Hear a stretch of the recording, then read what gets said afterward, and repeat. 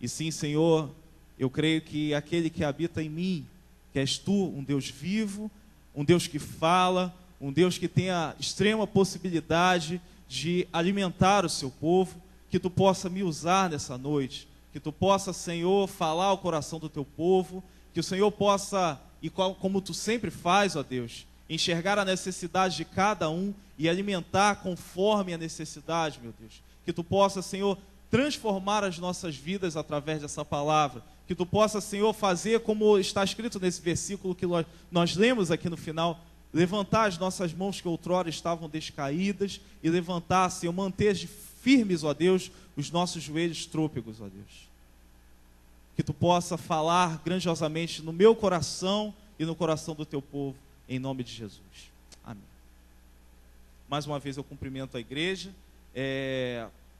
Falaremos hoje sobre um assunto não muito agradável, pelo menos na ótica, na maioria das pessoas que escutam falar sobre esse assunto, e vocês vão saber qual é, que é um assunto chamado provação, e a gente vive num contexto, eu não vou falar contexto Nova Vida de uma que, graças a Deus, nós temos, eu sou suspeito a falar, mas pelo menos os homens e mulheres de Deus que sobem nesse altar se esmeram em pregar, em divulgar a verdade para vocês.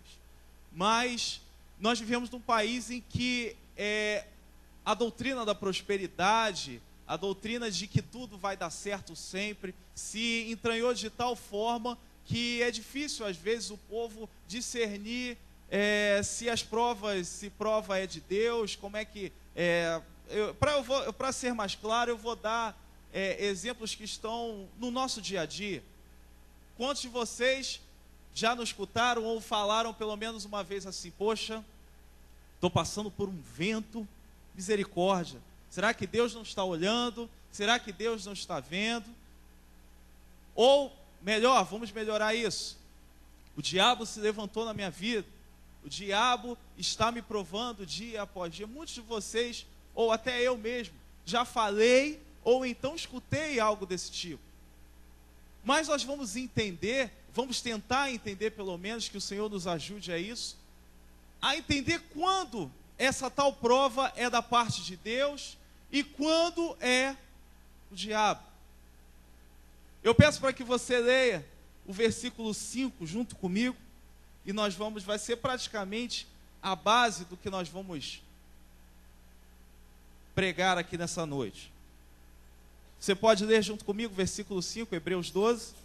E estais da exortação que, como a filhos, discorre convosco. Filho meu, vocês podem ler, em nome de Jesus. Filho meu, não menospreze a correção que vem nem desmaies quando por ele és, porque o Senhor corrige a quem ama. É uma palavra um pouco forte. É um pouco forte, um pouco não, é muito forte.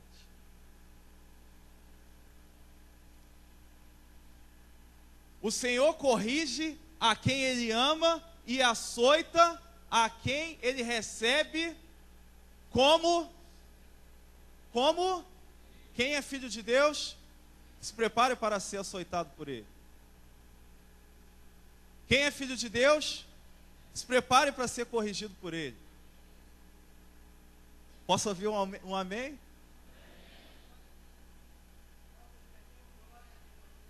Glória a Deus. É isso aí, Senhor dizer. Então, nós vamos tentar entender nessa palavra, quando os momentos em que nós vivemos difíceis são da parte de Deus e quantos momentos que nós vivemos são da parte do diabo, do nosso adversário. Vamos tentar entender como é o inimigo. Nós conhecemos pelo menos o básico acerca do diabo. E eu digo a vocês que o diabo não tem a capacidade e nem tem respaldo para provar nem eu e nem você. Ele não tem a capacidade, primeiro porque ele foi reprovado. Ele foi tentado pelo próprio orgulho e vaidade dele. Então, ele não pode provar nenhum de nós. Amém? E ele nem pode ter a intenção de nos provar. Vou explicar por quê. Se a causa maior de nós passarmos por prova é o nosso benefício, é a nossa vitória, nós vamos entender isso, o diabo não tem a mínima intenção de te ver aprovado. O diabo, por querer o seu mal, ele não quer, ele não vai querer, ainda que ele tivesse a possibilidade, ele não iria te provar. Porque só é aprovado quem passa por prova. E o diabo quer ver eu e você aprovados. Mas como é que a gente entende quando é do diabo e quando é de Deus? Olha, é só lembrar de João capítulo 10, versículo 10. O ladrão vem para, vamos lá, gente, roubar, matar e destruir. A intenção do diabo é revelada nas obras do próprio diabo. Se você está passando por um momento em que rouba a sua paz, em que rouba a sua fé, que rouba a sua esperança, ou que mata os seus sonhos, que mata a sua vida espiritual, que mata a sua intimidade com o Pai, ou que destrói tudo que você construiu diante do Senhor, destrói a sua reputação diante dos homens, destrói o seu testemunho, isso é do diabo. Por quê? Porque está revelada na sua própria obra o roubar, matar e destruir. E quando os momentos difíceis são da parte de Deus? Olha, é só entender o contrário do que o diabo faz. O diabo nós chamamos de anti-Deus, ou seja, ele é contrário a tudo que Deus faz e tudo que ele é. Então, se o diabo veio para roubar, Deus veio para doar, oferecer, o que mais? Sacrificar em seu favor. Se o diabo veio para matar, o Senhor veio para te vivificar, veio para te fazer vivo. Lembrando que vivificar é tornar vivo algo que estava morto, eu e você. Se o diabo veio te destruir, Deus te veio restituir, construir, reestruturar, fortalecer, mesmo sendo em momentos difíceis. Como é que eu sei que isso é de Deus ou se isso é do diabo? É só você analisar pela consequência que isso traz na sua vida. Se isso rouba, mata e destrói, é do diabo. E não é provação mais. Isso nós vamos chamar de tentação. Deus não tenta ninguém, nós vamos entender isso. Se esses momentos difíceis vêm te reestruturar, fortalecer, vivificar, doar, oferecer algo a você, mesmo sendo em momentos dolorosos, é da parte de Deus. E por isso que eu e você vamos começar a entender por que às vezes nós oramos tanto por momentos difíceis que nós passamos e esse momento não passa. Por quê? É da parte de Deus e não do diabo. Amém, queridos? E por que ele nos prova, então? Vou tentar ser o mais breve possível, a gente está com o tempo um pouco curto. Mas por que ele nos prova? Porque ele quer nos disciplinar. Olha, eu acho que pelo menos alguma vez na vida eu e você entramos numa escola. Quantos já fizeram autoescola? Vamos ser mais práticos. Autoescola. Para uns foi uma boa experiência, para outros foi uma péssima experiência. Tem uns que não querem nem lembrar.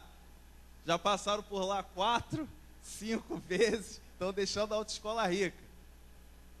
Mas pelo menos eu e você passamos um dia na nossa vida numa escola secular, seja ela ensino fundamental, ensino médio ou ensino superior, seja lá o que for. E eu acredito que o maior terror que existia no meio dos alunos é quando a professora fechava o seu livro e falava assim: olha, teremos prova na semana que vem. O povo entra em desespero, né? Aqueles que não estudaram nada durante o ano procuram saber como é que é a matéria. Mas olha, vamos tentar enxergar a prova por um outro lado. A prova é a possibilidade de você ser vitorioso em alguma coisa. Na autoescola, a prova é a possibilidade de você receber um certificado de que você venceu aquilo. É diferente as provas de Deus? Sim ou não? Não! É claro que não. E Ele quer nos disciplinar, por quê? Porque nós somos muito difíceis de ser tratados. Muito difíceis. Primeiro que ao sermos disciplinados, nós não entendemos o porquê. E geralmente é assim. Nós nos questionamos, reclamamos, e por isso que você vai ver no versículo 6, eu peço que você... Versículo 6 não, perdão, versículo 11.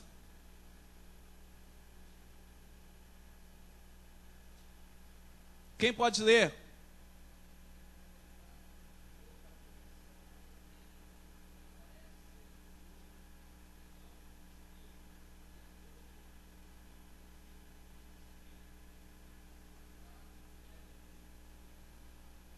Toda disciplina com efeito no momento não parece ser motivo de alegria, é verdade, mas de tristeza. Ao depois, entretanto, produz fruto pacífico aos que têm sido por ela exercitados, fruto de justiça. É a mesma coisa da prova que eu estava falando do meio secular. É um terror quando a gente recebe a notícia: olha, você vai ser provado, ou seja, você vai fazer uma prova. Você fica nervoso, você fica meio perdido, mas não tem coisa melhor do que, depois de você ter passado por uma prova dificílima, você recebeu o certificado na sua mão, você foi aprovado. E é isso que Deus quer fazer na minha e na sua vida, te fazer aprovado. Porque você leu nessa própria palavra aqui em Hebreus 12, porque se Ele nos prova, ou seja, se Ele nos corrige, é porque Ele nos considera como filhos. Olha só, Deus nos trata como filhos. Ah, mas você pode levantar sua mão e dizer assim: não, mas eu quero ser tratado como filho, mas de uma forma diferente. Eu não quero ser provado. Aí você vai ler nesse mesmo versículo aqui, que é o de número, a página virou, de número 8, que os que não são participantes das provas que muitos têm passado, não são filhos, e sim bastardos. E eu tenho certeza que eu e você não queremos ser chamados de filhos bastardos.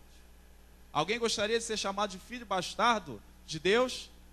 Não, eu acredito que não. Mas pode gerar outra pergunta: tá bom, é para a minha disciplina, é para o meu bem, mas por que? Eu acho que essa é a principal pergunta. Mas por que dói tanto assim? Se você for parar para pensar numa lapidação de uma pedra, a pedra só se torna preciosa depois que se quebra todas as arestas que não prestam. E é isso que Deus faz na minha e na sua vida. Se você for pensar no refino de um ouro, o fogo tem que queimar, queimar, queimar, queimar, no mais extremo até que se torne o ouro puro. E é isso que Deus quer fazer na minha e na sua vida também. Se você for pensar numa poda de uma árvore, se quebra, se corta todas as partes indesejáveis diante de Deus, para que a árvore cresça mais frondosa do que ela era antes. E repito, é isso que Deus quer fazer na minha e na sua vida. Então não rejeite a disciplina e a prova do Senhor, porque Ele quer te fazer crescer, Ele quer quebrar as tuas arestas, Ele quer te refinar como Ele faz, como se faz com o ouro puro. Só que às vezes nós não desejamos isso, é a grande verdade, porque nós pensamos na dor, mas nem sempre a dor revela algo ruim. Nós temos diversos exemplos.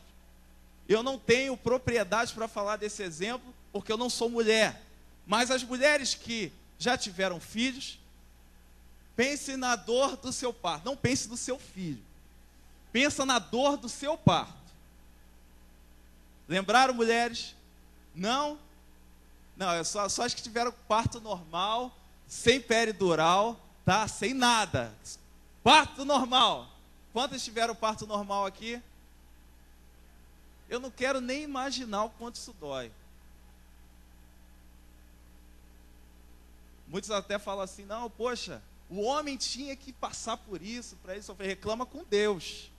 Porque Deus que falou que as mulheres sofreriam dores do parto. Então não é culpa minha, tá? Mas dói. Vamos parar para pensar. Dói. Forma extrema. Mas é impressionante como, depois que o neném sai, ele nasce e a mãe vê aquele neném do seu colo, toda a dor é deixada para trás. Tudo aquilo que fez ela sofrer, ela esquece. Por quê? A vitória que ela alcançou depois da dor foi maior do que a dor que ela sentiu. Estou errado? Quantos já passaram mertiolate no joelho depois de ralar ele no concreto? Dói, né? Mas é a única forma de curar. Então, lá em Lamentações você vai enxergar que se a ferida é de Deus, Ele mesmo é quem liga. Ou seja, se há uma ferida aberta na sua vida da parte de Deus, fique tranquilo, porque Ele mesmo vai curar essa ferida. Amém? Para que tudo isso? Vamos abrir 1 Pedro, capítulo 4.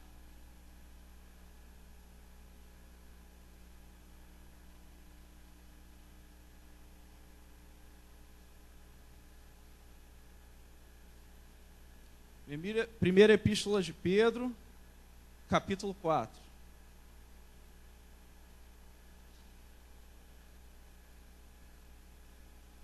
Versículo 12. Está bem claro aqui.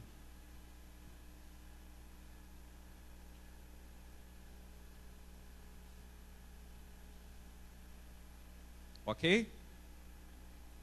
Amados, não estranheis o fogo ardente que surge no meio de vós, destinado a provar-vos, como se alguma coisa extraordinária vos estivesse acontecendo. Pelo contrário, alegrai-vos na medida em que sois coparticipantes dos sofrimentos de Cristo, para que também na revelação de sua glória vos alegreis exultando. Se pelo nome de Cristo sois injuriados, bem-aventurados sois, porque sobre vós repousa o Espírito da glória e de Deus. Não sofra, porém, nenhum de vós como assassino, ou ladrão, ou malfeitor, ou como quem se intromete em negócios de outrem, mas se sofrer como cristão, não se envergonhe disso, antes glorifique a Deus com esse nome. Olha só, não sofra como assassino, como ladrão, mas sofra como cristão. Como é que é sofrer como cristão?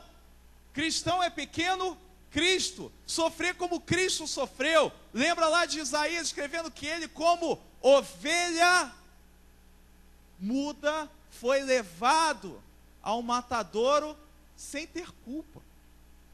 E muitos de nós, no meio das nossas provações, passamos por isso. Somos injuriados, somos caluniados, e nós achamos que tudo isso é culpa do diabo. E não, é da parte de Deus. Por quê? Primeira coisa que nós vamos ressaltar, para que você seja coparticipante dos sofrimentos de Cristo. Lembra que você é noiva? Lembra disso? Noiva do Cordeiro? Lembra disso? Quantos não lembravam mais? Todos lembram disso? Lembra que quando a noiva chega ao altar, é falado para ela assim, olha, é na saúde ou na doença, no sofrimento ou na alegria. Você está prestes a casar com o Cordeiro. Você tem que sofrer as mesmas coisas que ele sofreu. Sofrer por sofrer? Não. Se alegre, porque você sendo provado por Deus, você passa a ser filho. Foi o que nós acabamos de ler. Se você é filho, você é co-herdeiro com Cristo. E se você é co-herdeiro com Cristo, querido, você pode glorificar o teu Senhor, que você vai habitar à destra do Pai junto com Ele. E não há coisa maior nesse mundo que pode me alegrar mais nessa noite. Então você pode dar graças a Deus por isso.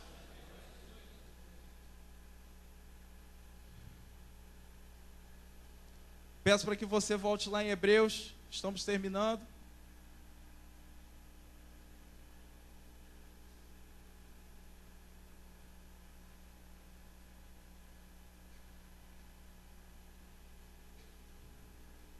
Versículo 12 diz: por isso, restabelecei as mãos descaídas e os joelhos trôpegos. Mãos descaídas e joelhos trôpegos. Por que eu fiz questão de repetir isso? Porque muitas dessas pessoas que vieram aqui na frente hoje, e muitos de nós que não viemos também, estão passando por isso. Estão passando por provas da parte de Deus e não estão entendendo. Às vezes até eu estou passando por isso e não entendo. Lembre, é motivo de glória você estar sendo provado por Ele, porque se Ele nos prova é porque Ele acredita ainda em nós, porque Ele ainda quer dar uma oportunidade para eu e para você, não só para que você seja co-participante dos sofrimentos de Cristo, mas para que você herde a coroa da vida e para que você tenha galardão no céu. Lembra lá de Mateus 5, bem-aventurados sois vós quando vos injuriarem, caluniarem, não fala isso. Lá no final fala assim, porque será de vocês o reino dos céus. Está passando por isso, querido? Tudo isso que eu falei aqui agora da parte de Deus, você está passando? O reino dos céus é teu. Está passando por isso? Tudo isso que a gente falou aqui agora, a coroa da vida é sua. Olha, eu não sei para você, mas para mim, isso tem um peso de glória muito grande. E fico muito alegre em saber que, de alguma forma, mesmo sendo pecador e falho, o Senhor olha para mim ainda, ainda que eu tenha todos esses pecados, olha para mim e fala assim, não, eu tenho a intenção ainda de te provar, eu tenho a intenção ainda de te fazer uma pessoa diferente, eu tenho a intenção de te fazer crescer, e é isso que Ele quer na minha vida e na sua vida. Então, você que entrou aqui nessa noite com as mãos descaídas, com os joelhos trôpegos, achando que você não vai chegar até o final, é luta, é difícil, ninguém falou que seria fácil, mas é da parte de Deus. Se é da parte de Deus, fique tranquilo, que você não vai pelejar, é Ele que peleja por você, é Ele que te fortalece, é Ele que te mantém de pé. Então, levante as suas mãos, firme os seus pés no caminho do Senhor, porque correção da parte de Deus é porque Ele considera você e eu como filhos e não bastardos. Filhos por adoção, porque nós não merecíamos. Filhos por adoção, mas somos co-participantes do reino, co-herdeiros com Cristo, co-participantes dos sofrimentos de Cristo. E olha, paremos para pensar. Imagine que você tem a oportunidade de morar no apartamento dos seus sonhos. Só que esse apartamento dos seus sonhos fique no 38º andar, na cobertura do prédio. Maravilha! Pode ser no 119º que eu estou lá. Mas você fica sabendo que quem construiu aquele prédio foi um engenheiro que não passou por prova nenhuma e comprou o certificado. Você moraria lá? Tem certeza? Por quê?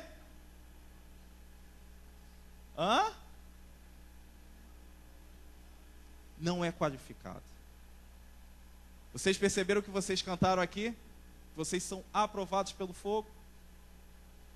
Deus não vai dar nada nas mãos de alguém que não é qualificado. Para que você seja participante da construção do reino invisível dessa terra, que é o reino de Deus, só trabalha quem é habilitado. Seja você mestre de obra, seja você engenheiro, seja você carpinteiro, você tem que ser habilitado. E como é que você é habilitado? Passando por prova. Se você deseja tudo isso, fico feliz, porque eu desejo, olhando por essa ótica, todas as provas da parte de Deus são bem-vindas, porque Deus tem sempre o melhor para nós, E o melhor de Deus é sempre o melhor possível para cada um de nós. Ninguém pode fazer melhor do que Deus. E a vontade de Deus é boa, perfeita e agradável. Então, se você está vivendo todos esses momentos difíceis, mas com Deus, saiba, é o melhor de Deus para a tua vida. Então, levante a sua cabeça, levante as suas mãos, firme os seus pés no caminho do Senhor, porque no momento é o melhor que Ele pode te dar. E não há coisa maior do que a correção do Senhor e a aprovação do Senhor para a minha e para a sua vida. Que Deus abençoe a vida de vocês, em nome de Jesus.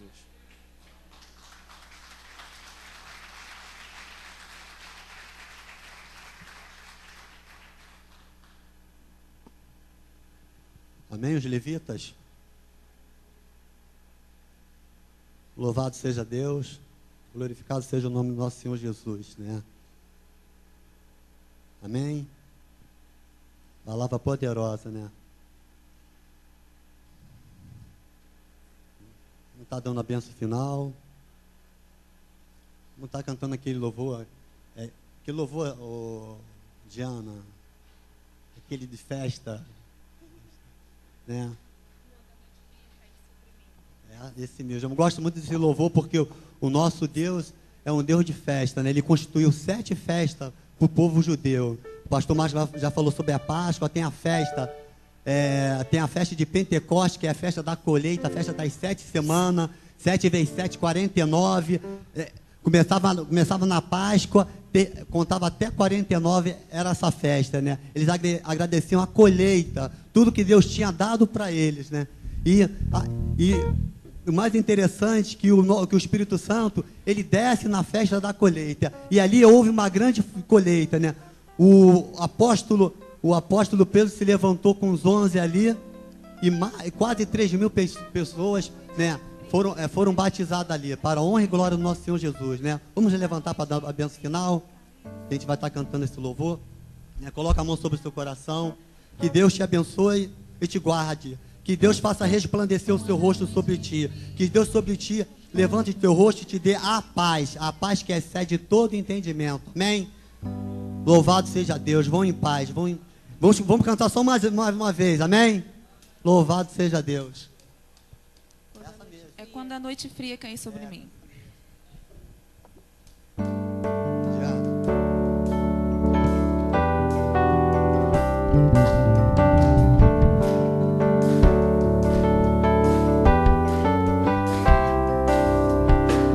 Quando a noite fria cair sobre mim,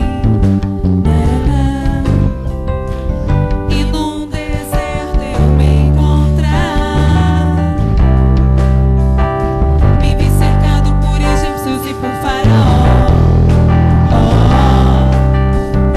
sendo impedido de prosseguir. Eu sei que o teu fogo cairá sobre mim. Sei que o teu fogo cairá sobre mim. Com alegria que é pro Senhor.